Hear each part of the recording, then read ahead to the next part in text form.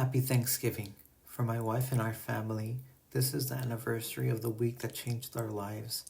I was setting up staging outside SoFi Stadium in 2021, and I flew off a ladder and almost snapped my left arm off just below the elbow. That injured my entire left arm, a third of my spine, my brain, and my soul. It's now 4 years later, and I've used my background in carpentry, architecture, engineering, anthropology, and geography to understand my injuries and make sense of my pain.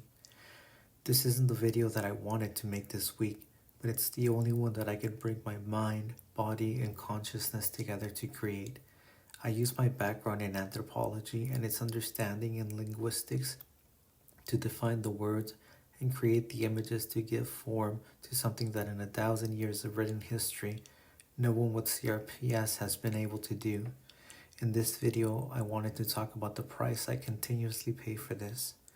This week, I learned that under extreme circumstances, I'm still able to call on over 20 years of muscle memory as a carpenter so that my body can perform tasks like it used to.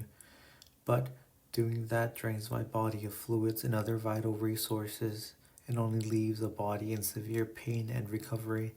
This weekend, I had to be a carpenter so my family wouldn't fall through a shower floor and have the house collapse on them. On Monday, my mind and body were barely conscious from how intense the pain was and how depleted I was. But making these videos has a deeper cost to me. These videos are the most painful acts I can perform. For days and weeks I read, then in the time span of a week I write a script, create a video, and edit it.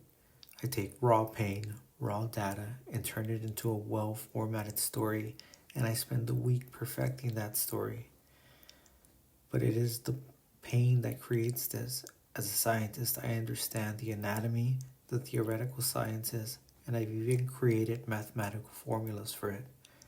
But now I'm creating the content in as many languages and artistic expressions that I can because I want the knowledge I've worked so hard to understand within myself to be understood by everyone with CRPS. Ivory is the name of my CRPS affected limb, a very real identity capable of communicating in its own language, style, and art. He does what I cannot. He turns pain into human language. Words and images that stimulate the body to help the mind create a story that shares an emotional response between the mind and body that creates a very real reality for the consciousness to experience.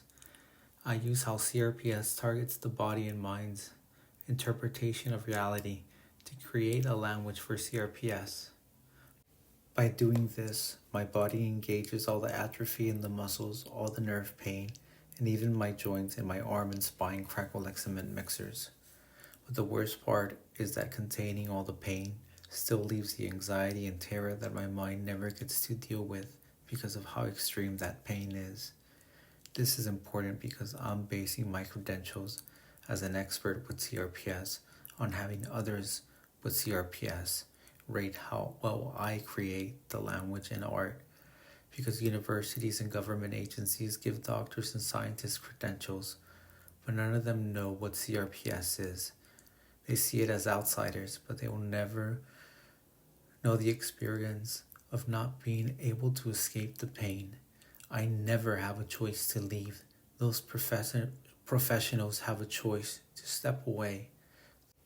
The only choice I have is to sail into the pain and let it consume me in a fire so intense